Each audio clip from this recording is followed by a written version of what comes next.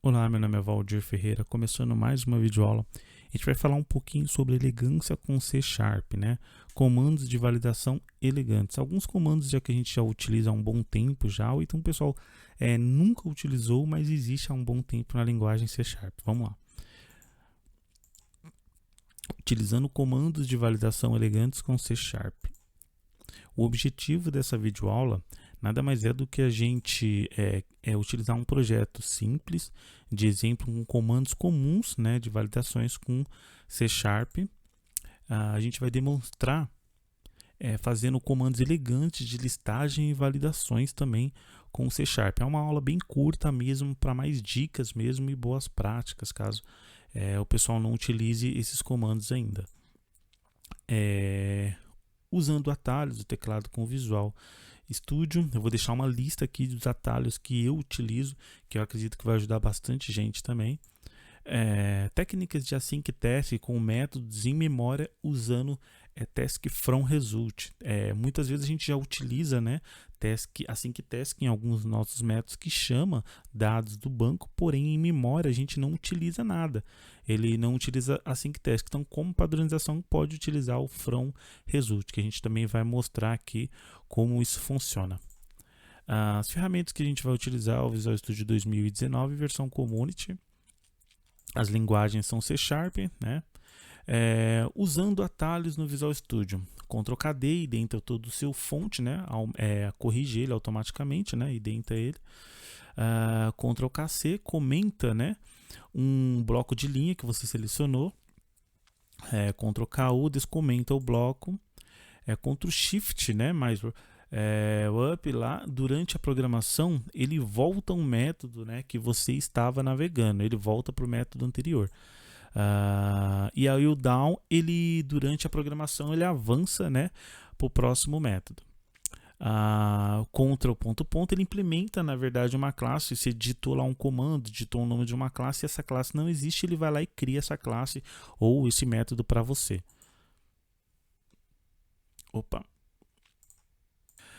O Ctrl MO, o que ele faz? Ele esconde todo o region que tiver no seu fonte, né? Todos os métodos que tiverem abertos lá, o Ctrl MO ele vai lá e fechar para você, certo?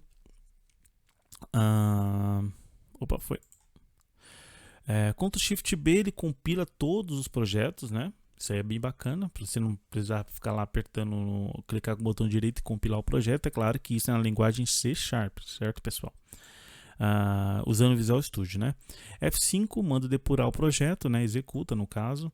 Ctrl F5 manda executar um projeto, né? No caso. F10 durante a depuração avança uma linha, né? Se estiver fazendo um debug lá. F11 durante uma depuração avança uma linha dentro dos detalhes dessa mesma linha. No caso, ele avança para dentro de um método, dentro de um detalhe de um método. Ele vai avançando. Então é bacana você pegar essa lista e testar um por um desses métodos para você entender mais ou menos, que eu acredito que um desses aí possa te ajudar também. Vamos ao fonte, né? Sem mais delongas. Eu tenho aqui um projeto, tá aqui. Um projeto bem simples, certo? O que esse projeto tem? Eu criei aqui algumas modules para simular, né? Tudo em memória, não tem nada do banco aqui. Criei uma model usuário que tem duas propriedades. Deixar aqui fixo. Pronto. Saiu aqui sem querer, pessoal. Tenho uma model aqui usuário, né? Tem uma model produto, tem uma model estado e todas com a mesma propriedade, certo? E tenho aqui um repositório de dados que eu gero meus dados fictícios, né? Lista de produtos, lista de usuários, lista de estado, obtém usuário e obtém produto e obtém estado, certo? Basicamente, a gente tem aqui na nossa controller também alguns, tem um método index, né? Chamando nosso repositório de dados aqui, que é um repositório fake, né? Somente a gente montou para essa aula, pessoal. E aqui uma lista de dados. A primeira coisa que a gente vai fazer é fazer um for each um pouco diferente. Pode ser que você até conheça, mas não usa. O efeito dele é o mesmo desse, pessoal. Vou comentar essa linha aqui e vou fazer o for each aqui em cima. Vou vir aqui, ó, produtos, né? Por exemplo, eu quero pegar uma propriedade do produto que se chama nome. Então eu vou vir aqui, ponto for it, ponto for it. Aqui eu vou abrir um parênteses. Aqui eu vou fazer p. Vou abrir uma chave, certo? E vou colocar um ponto e vírgula aqui dentro. Por exemplo, imagina que eu queira pegar o nome. E eu vou vir aqui, p.nome produto, certo? É um for each um pouco mais diferente do que esse daqui. Só que, porém, ele tem o mesmo efeito. A única diferença é que você pode deixar ele numa linha só, caso você queira, né? No caso, ó, quer ver? Ó? Deixa eu ver se eu consigo arrumar. Opa, deixa eu ver se eu consigo arrumar ele aqui. Rápido. Pronto. E aí ele já ficou numa linha só, o for each. Caso você queira preencher um objeto, alguma coisa assim, você consegue fazer dessa forma aqui. Beleza? Essa aqui é a primeira dica que a gente tem, né? A segunda dica é aqui. Eu vou fechar esse método aqui da primeira dica. Vamos fazer a segunda dica, vai ser esse método aqui. Obtém o usuário. O que a gente faz? Propriamente, a gente quer fazer uma validação se o campo é nulo ou se o campo é branco. A gente faz dessa forma aqui, né? Que é bem comum. Deixa eu tirar aqui para ficar na tela toda. A gente faz essa validação aqui que é bem comum fazer na programação, certo? É o if ternário. Ou então você faz aquele outro if conhecido. Esse aqui já é um pouquinho diferente. Se não for branco, ele vai pegar e dar um trim into upper na propriedade. Se não, ele vai colocar branco, porque não tem nada, certo? O que a gente pode fazer, alterar da seguinte forma, uma outra forma de validação. Eu vou vir aqui, vou fazer o seguinte. Nome. Eu quero pegar o nome do usuário, mas antes, para mim pegar o nome do usuário, eu quero validar para ver se o nome não é nulo para me dar um toUpper. Porque se você fizer o toString aqui, trim, né, e o toUpper, se você fizer eles com a propriedade nula, ele vai estourar um erro, né, em execução. Então, para a gente fazer isso, eu vou vir aqui, vou pegar o usuário e vou fazer da seguinte forma. Primeiro eu verifico se ponto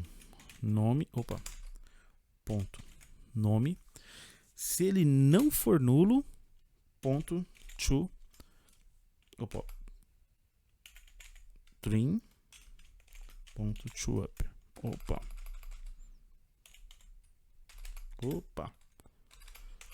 Ponto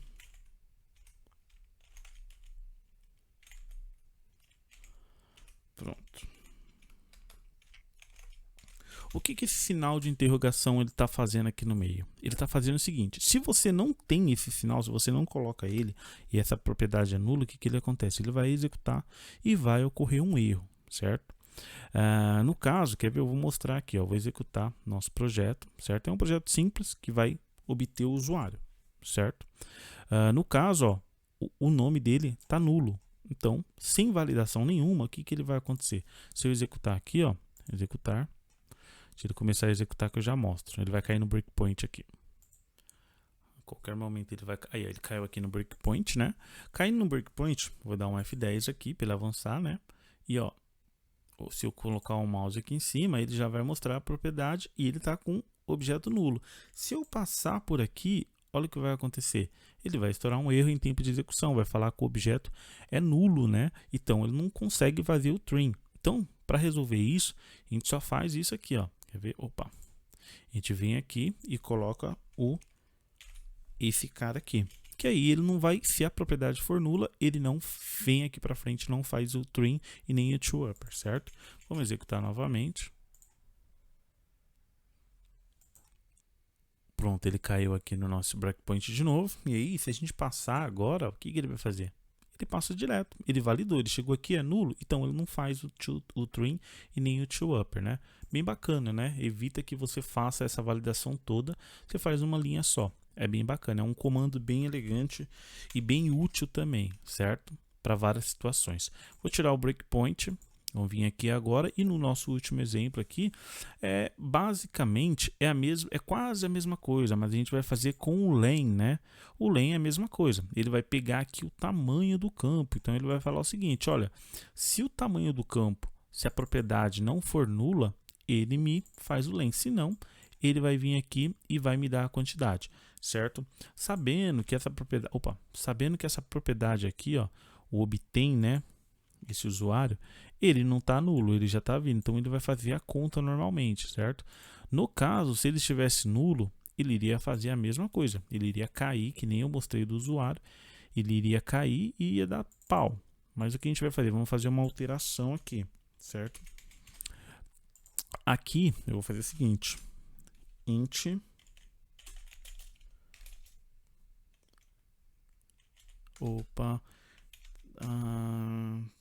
tamanho nome. E aí, nesse tamanho nome, eu vou fazer o seguinte, eu vou pegar essa propriedade len aqui, certo? Se ela tiver nula, ela vai estourar, porque ela não vai conseguir fazer o len, certo? Então, a gente pode fazer da mesma forma, pode vir aqui e dar um len. Assim também, você pode fazer se você quer pegar uma propriedade e o objeto está nulo, no caso, que vai ser assim, deixa eu ver, o estado, né? No caso, você quer pegar o estado em si. E, você quer tirar o nome, né? Calma aí. Nome estado, certo?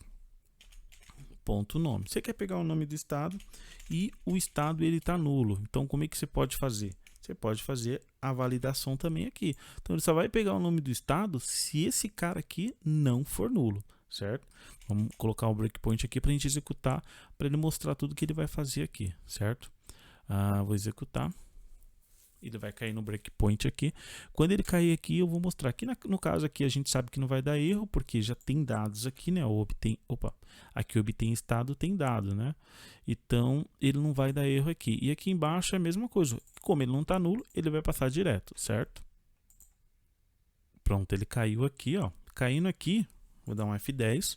Aí ele vai passar, como a propriedade não é nulo, ele vai contar. E como o objeto não é nulo, ele vai pegar o nome do estado. Pronto, ele fez o que a gente precisava. Simples, simples. É legal porque você não precisa fazer aquela validação toda, né? Geralmente, se você quiser fazer a validação para ver se o objeto está nulo, a gente faria esse if, né? E verificava se o objeto for diferente de nulo. Aí sim você iria pegar, né? Ponto nome, certo? No caso, se você fizesse esse cara aqui direto, dessa forma aqui, ó, aí iria dar erro, certo? Nome. Aí iria dar erro, certo? Porque, não, por que tá dando erro? Erro, né? Depois eu vejo isso. Mas aqui, ó, ele iria dar erro se não tivesse o sinal de interrogação. Então, com o sinal de interrogação aqui, ele evita que dê erro aqui. Aqui está reclamando que instrução inserida não pode ser declarada ou não pode ser rotulada. Tá, é porque é o estado aqui, né? Obtém estado, se o estado for diferente de nulo, vamos colocar uma chave para ver se é isso. Só para arrumar isso, né? Pronto, é isso. E aí, a validação é essa, né? Comum que a gente sempre faz. Nesse caso, a gente faria essa validação, ó, bem mais elegante e numa linha só. Não precisa nem colocar esse if aqui que ele já está fazendo da mesma forma aqui dentro. O que que fica? Fica mais bonito até para analisar o fonte, para você achar para o entendimento também. Porque o fonte vai ficar mais pequeno, é claro. E aqui o len também da mesma forma, né? Se a propriedade for nula, ele não vai fazer o len. Se não for nula, ele faz o len. Certo? Vou tirar o breakpoint aqui. Feito isso agora, acabou os nossos métodos, né? Que é o que a gente estava fazendo.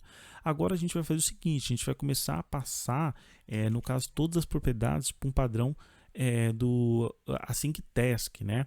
Então, o que a gente vai fazer? Vamos lá no nosso repositório, que é aqui, ó, repositório, dá um gerenciamento. Vamos vir aqui no repositório. E aí, foi. Isso aqui dentro do repositório, a gente vai pegar todos os os fontes aqui e vamos transformar eles para async no caso, né? Como é que a gente vai fazer isso? A primeira coisa que a gente vai fazer aqui é no método, ó. Aí vem aqui no método, async, task, e aí dá um Ctrl ponto aqui para adicionar. Ah, já está a referência, certo?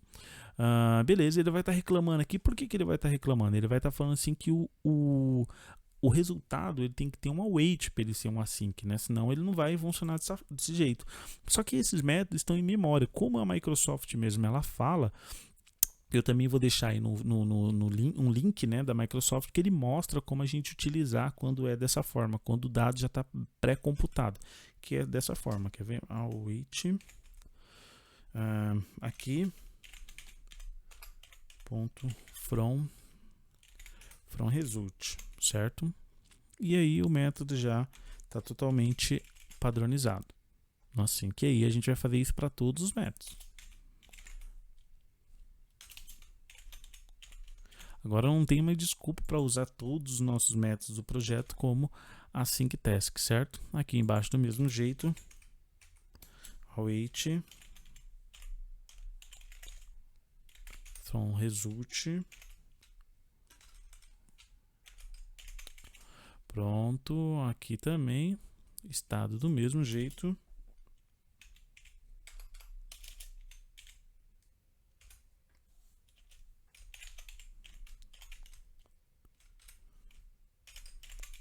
Aqui também from.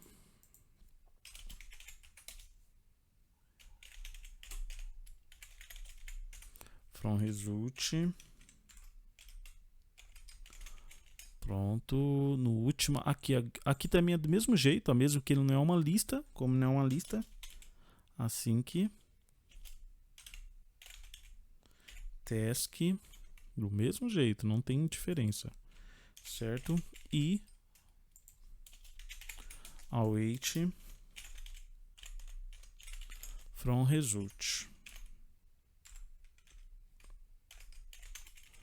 Pronto. Obtém usuário. Copiei o método aqui sem querer. Pronto.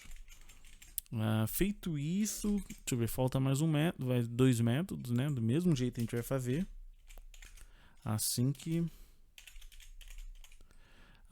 task. Copiei de novo. E aqui await task from result. Opa.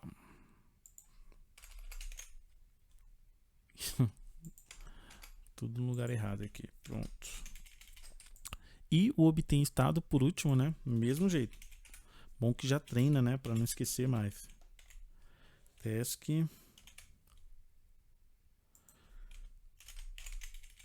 Aí aqui também do mesmo jeito. Await task.from result.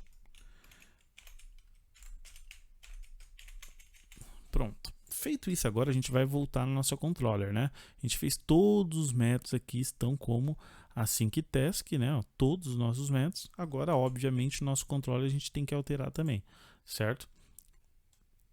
Vou vir aqui nesse primeiro método, ele já vai estar dando erro aqui, ó. Que ele está falando que está faltando o await aqui, ó. Certo? Só que esse método ele vai começar a dar erro. Por que ele vai começar a dar erro?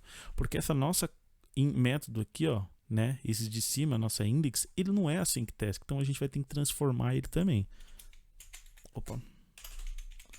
Async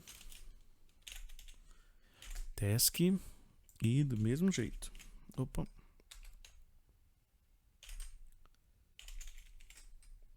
Certo. Pronto. E aqui ele já ficou dessa forma. Então vamos lá no de baixo do mesmo jeito, vamos fazer da mesma forma. Só colocar um await aqui. Aguarde até a finalização, né, de ser computada. Aqui também do mesmo jeito. Await. Pronto. Já fizemos para todos. Agora a gente vai compilar o projeto e vamos ver se ele compila tudo certinho aqui. Vou vir aqui com o botão direito aqui, dar um compilar a solução.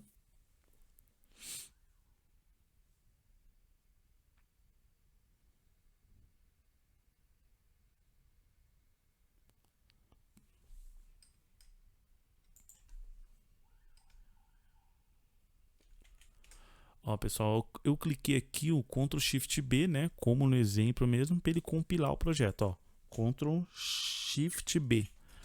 Como eu tinha mostrado mesmo aqui, né, no caso, ó, Ctrl Shift B, ele compila todos os projetos. Foi o que eu fiz aqui agora. Eu usei um atalho. Bacana, porque se você pegar esse atalho aqui e começar a utilizar, você vê que é bem mais... Então é isso, pessoal. Na verdade, o que a gente fez aqui foi, primeiro, usar, né, um for each um pouco diferente, não que seja mais performático, não é isso, porque ele fica mais bonito também, uma linha a menos no fonte, é um método mais elegante, né? Aqui também a gente mostrou uma forma diferente de validar se uma propriedade é nula, no caso, uma interrogação aqui na frente, né? Aqui também, da mesma forma, ó, se ela for nula, né? Se ela for nula, ela não vai fazer o len. Se ela não for nula, aí ela faz o len, certo? E uma validação também um pouco diferente. Geralmente a gente faz assim para ver se um objeto é nulo ou não é. Então, para usar uma propriedade, no caso, né? Então, essa validação aqui é um pouco mais simples, um pouco mais diferente, certo? Para você ver que funciona da mesma forma e deixa o código mais limpo também, né? É bom para manutenção, que o código fica menor e as pessoas conseguem enxergar mais, fica mais claro, né? E depois a gente transformou todos os métodos do nosso repositório aqui, né? Repositório fake, todos os métodos para sync task e utilizamos o task from result em métodos que já são computados, métodos que os dados estão em memória, né, no caso, porque a gente sempre utiliza a sync task em métodos que vêm do banco, né, que é um pouco mais rápido. Agora a gente pode também utilizar para ficar um padrão só, o task from result para retornar um resultado de métodos de dados já computado, certo? Então é isso, pessoal. Vamos ao fonte, já foi, né? Obrigado a todos e até a próxima. Tchau, tchau.